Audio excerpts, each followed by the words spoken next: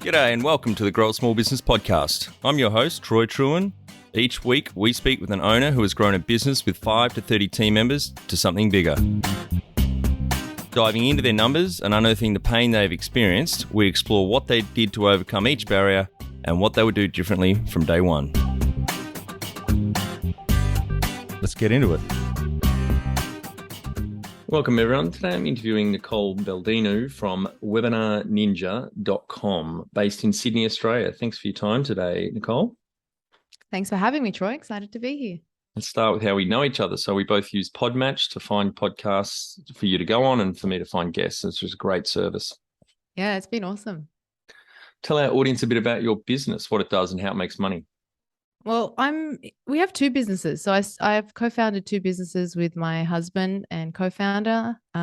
We started the $100 MBA, which was an online training and community, but now it's much more known for its podcast under the same name, the $100 MBA Show podcast. It's been running since 2014. And the other company we have is a software company, WebinarNinja. Fantastic.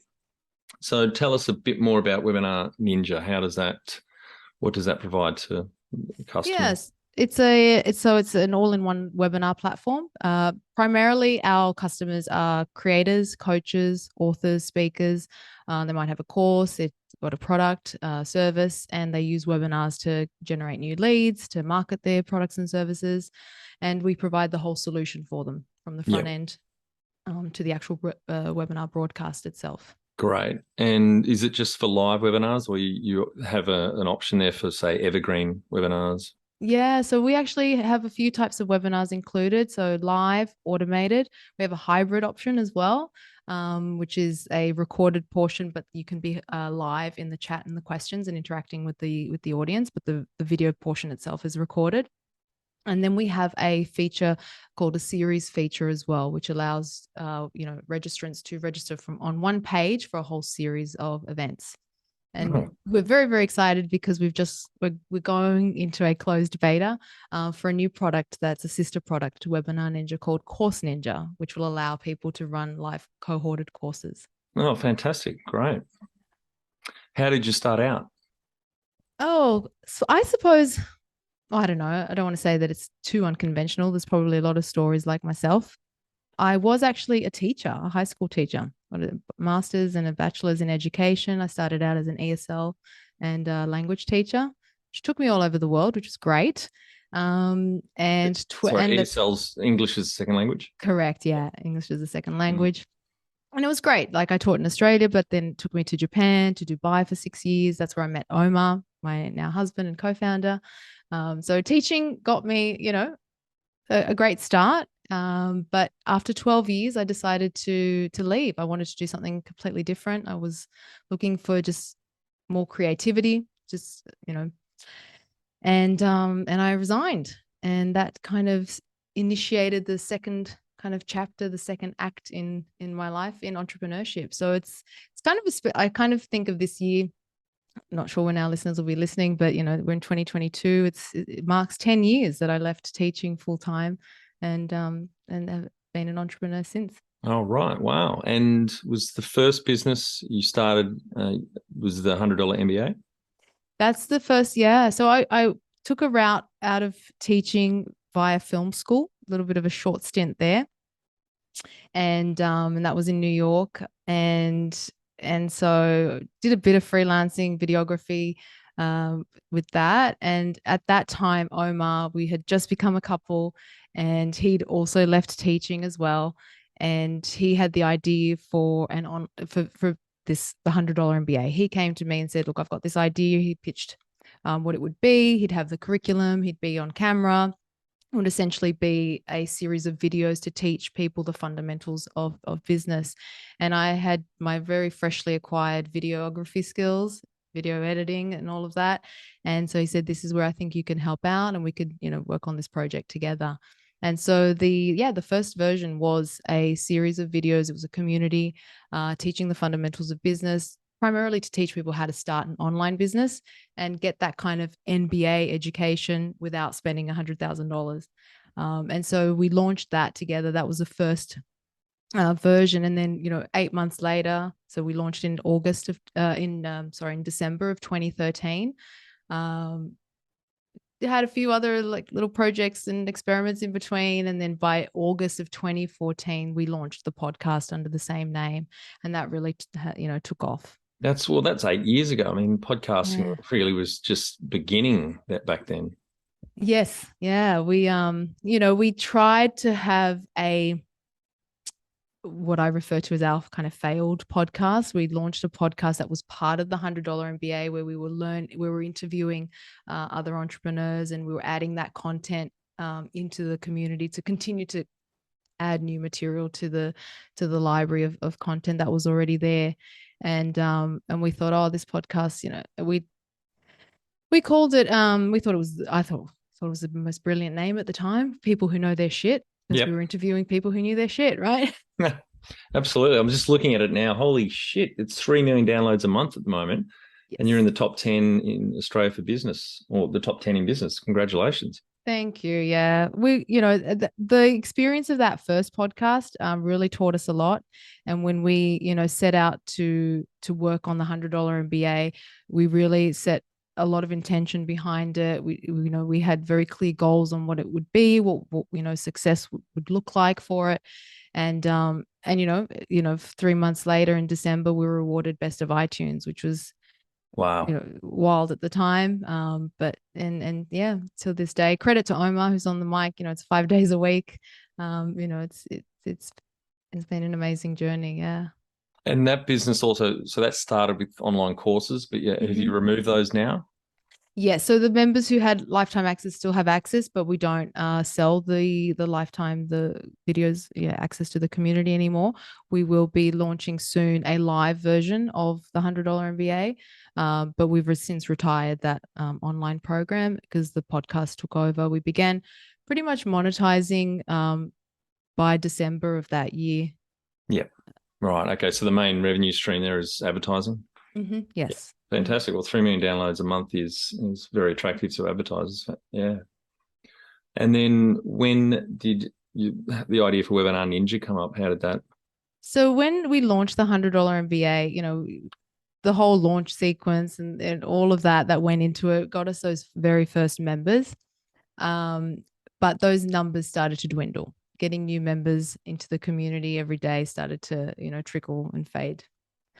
And so Omar had the idea it's still early. We're talking 2014. There weren't that many webinar solutions out there. There was really only one now that I can think of, Go-To. And so he started running webinars to attract new members into the $100 MBA to sell memberships and just teach, a concept or two from the course. And at the time, as I said, there weren't that many solutions out there.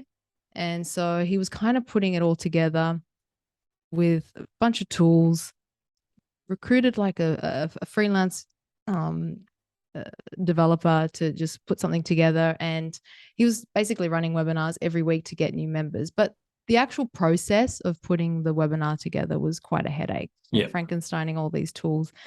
So he did get something slapped together with this freelance developer. And when we started to get more people attending, someone did ask, like, what are you using for this webinar? And that's when he said, oh, it's just something I've slapped together. And then someone said, can we buy it? Yeah. Right. And I was like, oh, okay. So similar to the $100 MBA, which was his brainchild, he thought, maybe there's, a need for this. Just like I've got this need every week. We're running these webinars, but it's just a headache every time to do put the whole thing together. But the first version was a guide that we actually co-wrote together. It was called the DIY webinar guide. So we thought we didn't really hit on the software as the solution until a little bit later. It was when we put all our eggs into this book that we wrote with these accompanying videos teaching people how to do it yourself every single week and how to put together a great webinar, that a few months after the as soon as we released, a few months of work that went into that, we only got 2 sales. Yeah. And one was credit card chargebacks. Oh, no. We were like, okay, people don't actually want to do it themselves. They don't want to know how to do it themselves. They want the actual tool. And so then that's where the idea came to, create an actual piece of software. But, at the time, it's very early days of the $100 MBA. We're not making huge amounts of money.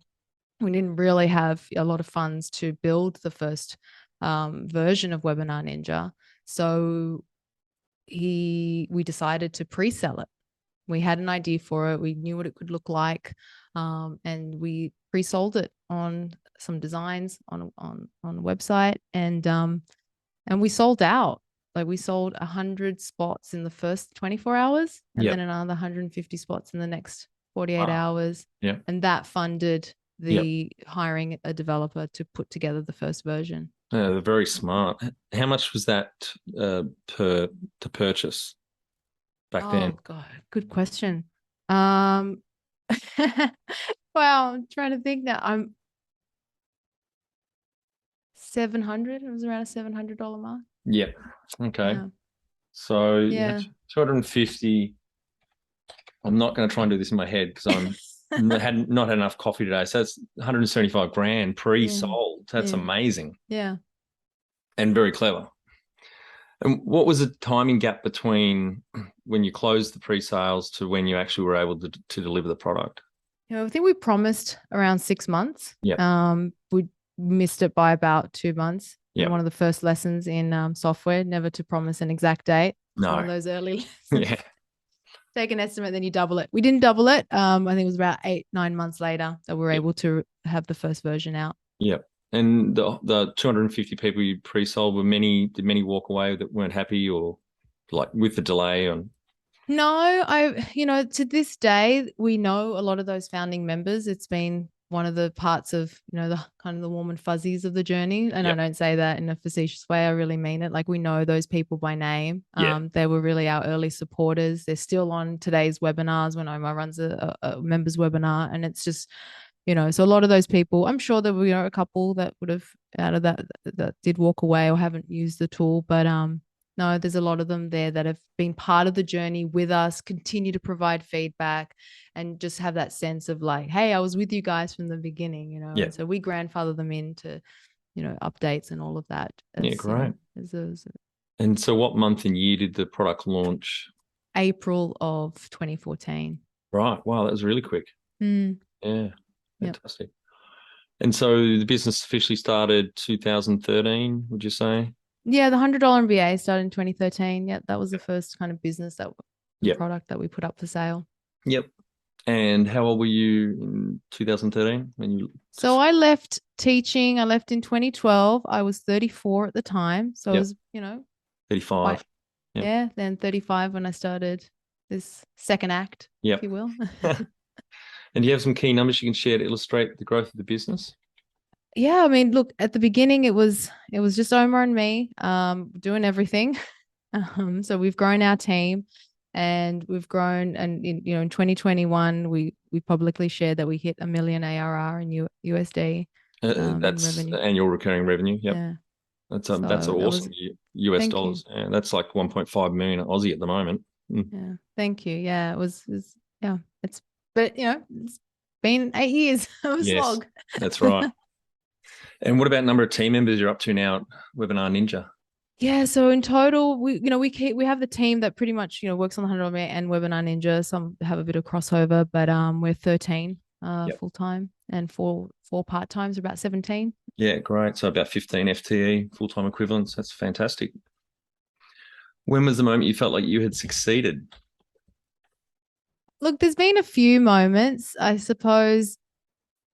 And I feel like with the podcast, it was definitely getting awarded the best of iTunes. And I think at that time, it's still a bit of a relic from my days in education, where I put a lot of value on awards and plaques and certificates and all of that. So I recognize probably now that, I have a different perspective on it, but definitely at the time, getting that recognition was very significant. in terms of Webinar Ninja, just realizing along the journey that, you know, entrepreneurship is this very creative process, and that you create something, or you're part of, even if it's not your, you know, your own idea, you're a part of this creation of something that didn't exist until, you know, you decide to make it happen. And then you see other people using that thing. That's an incredible feeling. Yeah, absolutely. What does success look like to you? One of my highest values is learning. I've, you know, understood that about myself throughout my life, through the changes I've made, the pivots, the transitions. And so for me, it's always looking back and realizing, because I think as entrepreneurs and as business owners, we're always looking forward. You know, we're always looking at the next thing. But really being conscious of looking at the wins, looking back and looking at where I've learned, what I've learned, how I've changed, how I've grown, that personal growth. To me, that is an indicator that I'm succeeding as a person in this world, whatever the contribution that I can make. If I can recognize those transitions and those changes for the positive, then I feel like I'm succeeding. Number one thing you'd recommend to marketing a fast-growing business? I think content for us, and I think I'll just speak for our experience as former teachers, because we're teachers first. The foundation of the way we've grown our business is through content, is through teaching. So I think naturally, in growing our business, it's been very content driven, very teaching led first, versus. Because I don't have a marketing background, as I've shared, being in business only 10 years and have coming from an education background, I didn't get an MBA. All the marketing hacks and the marketing tactics that you hear about, sure, I understand them, I get them. But for me, what I recommend is that you teach first before you try to sell. Yeah. No, I agree with that. Does that make sense? Yeah, definitely. And how did you fund the business? Well, you mentioned the pre-sales was the main way of funding it. Yeah, so pre-sales, our own funds. In the early days, as soon as we started to monetize the podcast too, that revenue also contributed to Webinar Ninja. In Australia, we make use of the EMDG grants, the marketing grants every year. So pretty much, but we've been self-funded since day one. It's a great grant scheme, and I often forget you can also get it for services and software. And I think the top tier now is $150,000 a year. A lot of that can be spent on marketing and advertising offshore to get customers. Yeah, it's awesome. And so, no investors in the business? No, not yet. Right. If you were to start today with plenty of funding, would you go into your industry? Yeah, I would. I mean, I see, as I said, kind of the foundation at the heart of our business is really a form of education and teaching. And I think, I don't know if it's the oldest or the second oldest profession in the world. Yep. There's always going to be, someone who needs to learn something from someone and, have those skills transferred. Can you outline the most stressful point in your small business growth journey so our audience can learn from it?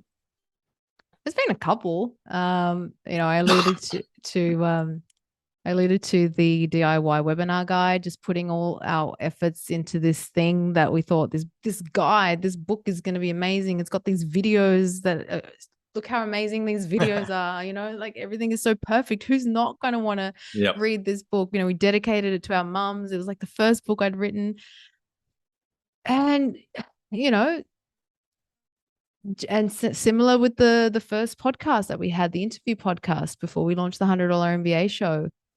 Again, these are the early days, especially me being very, very green in business, thinking like, okay, this is a great idea. I think it's a great idea. And I've worked so hard for it. So surely someone's going to appreciate it and is going to think it's equally amazing. And you just realize that it's not you that decides, No, No, that's it. No testing, no product market fit. You're just so caught up in it. I've certainly been there with a couple of my businesses. Yeah. Yeah. Yeah. And that's where I really feel the value of, in recent years, learning much more about customer research and doing customer interviews. There's the power of, getting that feedback, whether it's validation or whether it's actual feedback on, a current product that's out in the world is game changing.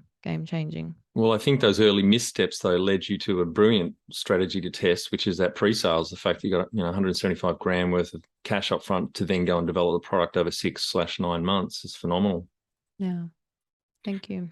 What area in business do you feel you've had to work on the most to add the greatest value? Well, it might sound a little bit, what's the word? Is it trite? I had to work on myself. Mm. And just some of the things that I feel like I hesitated in the beginning when, you're leading a team, like not asking for exactly what you want. And that came down to recognizing, I had certain standards, I had certain beliefs in the way I wanted things to be and the way I thought they should be. And rather than, making excuses or feeling like, no, that's putting too much pressure on someone, I should, this is maybe just the way I want things done. I stopped apologizing for, demanding for that higher standard and asking for what I wanted or what I expected from the team. And I think that's something that is constant. You're just constantly working on yourself to be a better leader, to be a better manager with your teammates. And so working on myself is something that, is ongoing. And what have you enjoyed the least about managing fast growth? I mean, in business, I think the admin side of stuff, the paperwork, I kind of left teaching to, to find something that's more creative. And I do see business as a very creative pursuit. So just there's all that, the stuff that we have to do, that we have to get done, that sometimes is dry and boring and you don't want to get it done. Then I've also kind of always felt like I want to go faster than what's possible. Yep. Yeah, we're naturally impatient, I think, business owners. Yeah, and that managing that is an interesting one. What do you love most about growing a small business? I mean, I've said it a couple of times, I suppose, and I'll go back to it. It's the creative process. Nothing in business is fixed or permanent. You're constantly in flux. You're constantly in change, and that's exciting.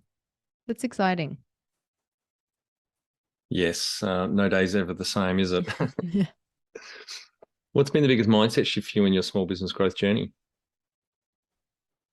I think it's interesting, like the two businesses, one's it's a content driven business, the podcast, you're very much in control, the production, the personal brand. And then, the software business, the SaaS, is very, very different. They're two completely different animals.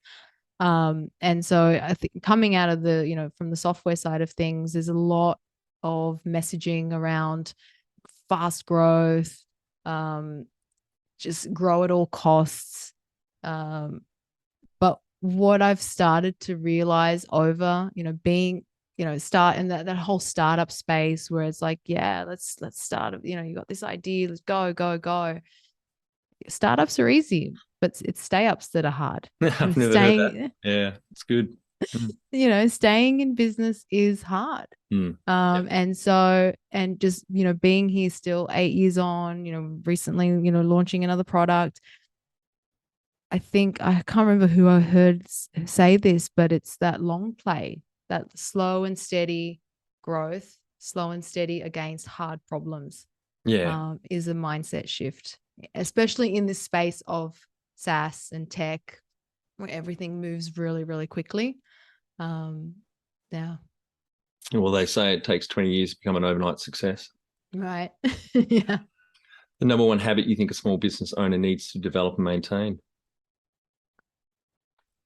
I recently heard this talk. He's an Australian guy, Simon Reynolds, at an event in Sydney not too long ago. And he delivered this keynote and he talked about the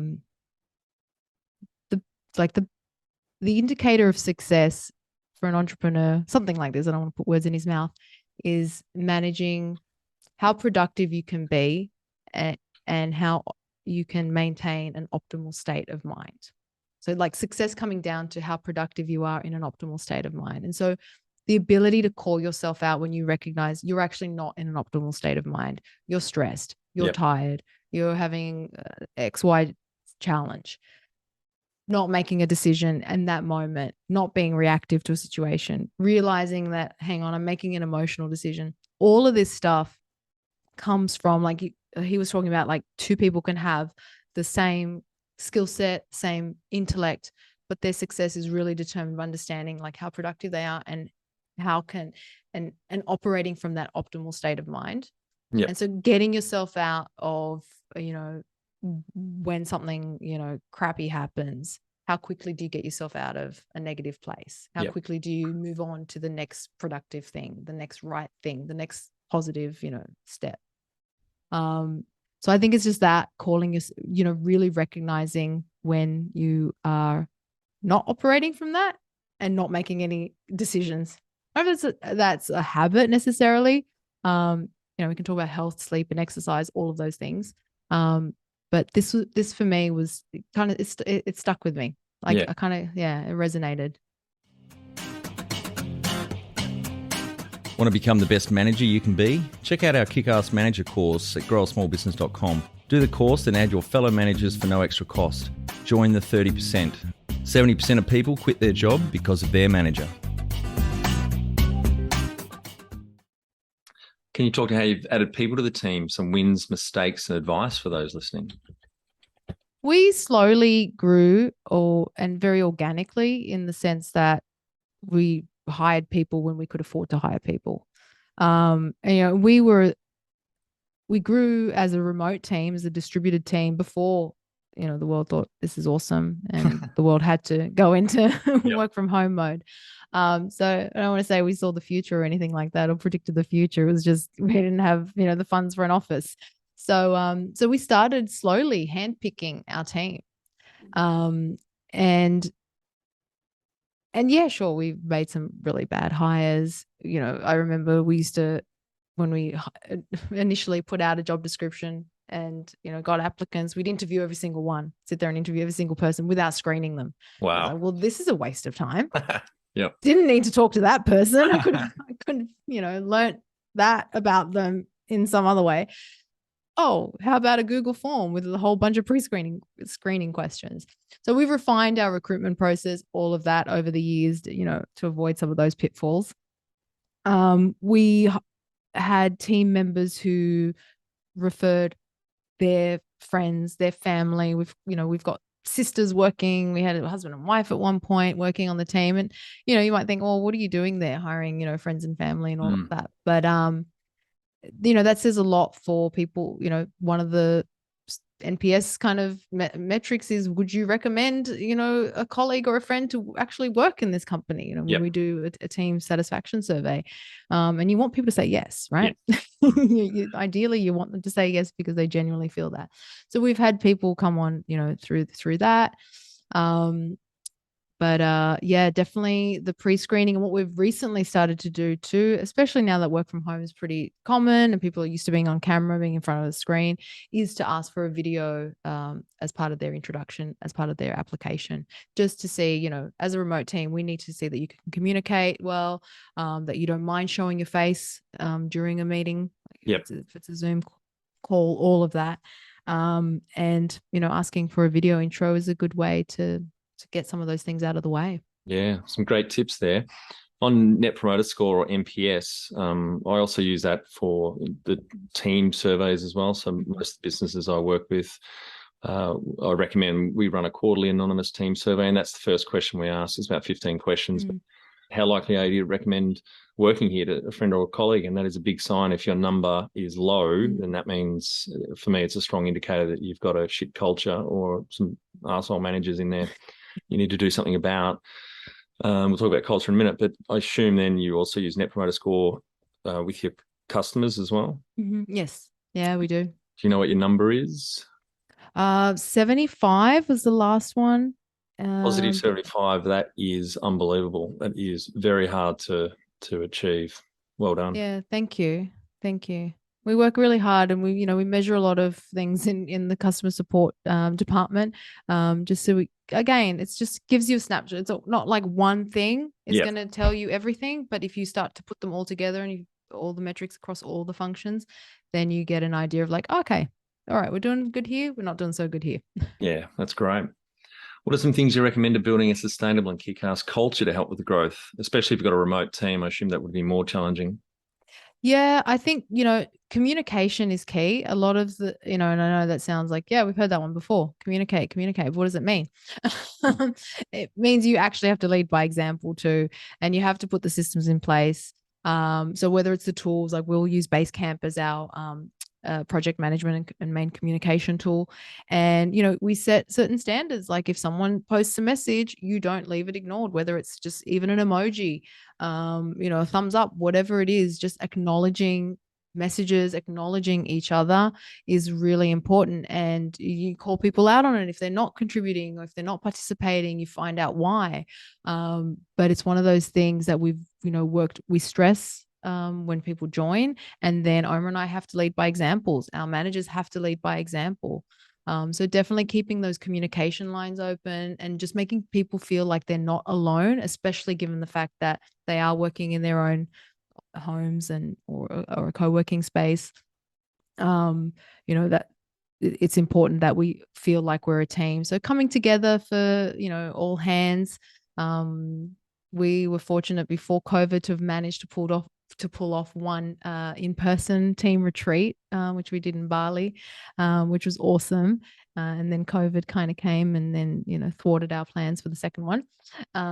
But, bringing the team together as much as possible, even virtually. So during COVID, we did do a virtual team retreat, and coming together, in weekly meetings, just makes everyone feel like they're part of something bigger and they're not just doing a job day in, day out. Yeah. Tell our audience how you've handled balance. Oh, well, I'm just going to be honest. Like, there's no such thing. Look, I work with my husband. Yes. It's an interesting dynamic. But no, we do have balance. We do take time off. But I'm not going to say it's like, at 5 o'clock, I don't know, check my phone or, like, no, that doesn't happen. Or, we don't talk about work over dinner. No, that doesn't happen either, because we enjoy what we do. It's our business. It's our baby. And so, it kind of is peppered throughout our life as a constant. But Google Calendar, I put everything into my calendar, and that includes my yoga class, or if I have to go and get my hair cut. Yeah. So I make sure that, I schedule things that are life in my calendar. And I know that it does sound weird to people who are not entrepreneurs. When I'm talking to girlfriends and they suggest an outing, I was like, I have to check my calendar. And it can sound really pretentious the first time that they hear it, but then it's like, I live by my calendar. If I don't schedule fun doesn't happen. How much professional development have you invested in yourself? More and more as I've gotten, more entrenched and understanding what it takes to build a business, to be an entrepreneur. I think in the beginning, I really didn't have a clue. I didn't, and so, I mean, I remember first reading books like Think and Grow Rich by Napoleon Hill, How to Win Friends and Influence People. They were actually the first non-fiction books. Like, for me, reading prior to being an entrepreneur was fiction. Yep. And maybe a couple of biographies. But, and especially in Australia too, I always felt like we had this view of personal development. I know you said professional development, but we always had this view that personal development was somehow a bit cringeworthy. And it took me a while to kind of adopt and embrace more of the American view of like personal development, professional. It all kind of falls under one category. You're constantly striving to be a better person. So whether it's reading, I've been part of a mastermind for the past 3 years with 2 other women in business, events, all of that, podcasts, constantly having conversations and, consuming quality content. I think I suppose in this last decade where, social media has really evolved to a point where there's a lot of crap and poor quality content, being really mindful of what goes into my, what is it? Jim Rohn's quote, stand guard at the gates of your mind. Yeah. Being mindful of what goes into your brain and into your mind on a daily basis. Yeah, I think that's really good. You get to choose what content you consume, and it's easy for people to get stuck in front of Netflix or just watching crappy shows. It's not adding any value to their life when they could be reading a book or listening to a book. Yeah, exactly. Have you had mentors or coaches along the way? So aside from books, and we joined, I don't know if you know Dan Martell, SaaS Academy. No. He's a Canadian entrepreneur. And SaaS Academy is a great program for SaaS founders, really targeting people starting in SaaS. Yep. So we were part of that for a few years back. Learned a ton there. Again, just being around people who were in similar situations to us, being in software, and just hearing, the highs and the lows of everyone's experience, especially being a non-technical founder. That was huge for me. Because, there was always a little bit of that imposter syndrome, especially in the early days, not being a technical founder, but so being exposed to, other people in SaaS, and learned a ton through Dan and other people are part of the program. Have you listened to you or Omar listened to the Nathan Latka podcast? Oh, yeah, we met. No, I haven't listened to that recently. Omar, I think, was on Nathan's show a while back. Oh, right. Yeah. And Nathan spoke at one of Dan's events. He's awesome. He's really good. Yeah, it's a great podcast every day. It's maybe 20 minutes the most, and he gets all the numbers out of he pretty much just focuses on SaaS businesses now. I haven't listened to him for a while, but he's great. Yeah, he's great. He's a real personality too. Yeah. He's a really fun guy to be around. Yes. Do you have a board of directors or advisors? Not officially. I'm an advisor to one other company, but in terms of, like I said, being part of a mastermind, it's a very safe space for us to share our personal struggles, business struggles, and, naturally the friends that we keep as well are in our space as well. So, but it's through our mastermind, my mastermind, I suppose, that I get a chance to share voice problems, get ideas and feedback. All right, Nicole, we're on to our final 5 questions. What do you think is the hardest thing in growing a small business? The hardest thing is it's the mental game. It's the mindset. And it's controlling that state of mind, knowing when, knowing when maybe in that moment it's not the time to make the decision. Yep. Yeah. Exercising restraint. Yeah. Favorite business book which has helped you the most? There's been a lot of books. The personal ones like Think and Grow Rich, how to win friends and influence people. There's a book that I'm halfway through that I love talking about and really want to finish it, that I think is great for small business owners, because I think it's a little bit of an underserved market. And anyway, I'll get to the title. The title is Free. I won't hold you in suspense. The title is Free Time by Jenny Blake. I don't know if you know Jenny Blake. No. Yeah, it's a great book in the sense that, again, it serves smaller type businesses, focuses on systems, and there's some great concepts in that book. I've just added it to my list. I'll listen to that one. Any great podcasts or online learning tools you use for your own professional development? Oh, I listen to lots of podcasts. Well, one of my friends who also, another business book that I highly recommend is a book called Deploy Empathy by Michelle Hansen. She's also in the software space. That book is game changing. It's a very practical handbook with templates and scripts to help you start talking to your customers. Like that when I started doing that, I hesitated for a long time. Omar's more the face of the business. And so getting in front of the customers and literally having that conversation one-to-one with them, it was a bit of a scary step in the beginning. As soon as I started doing those customer interviews, it was one of my favorite things to do in the day. Like, I looked forward to it.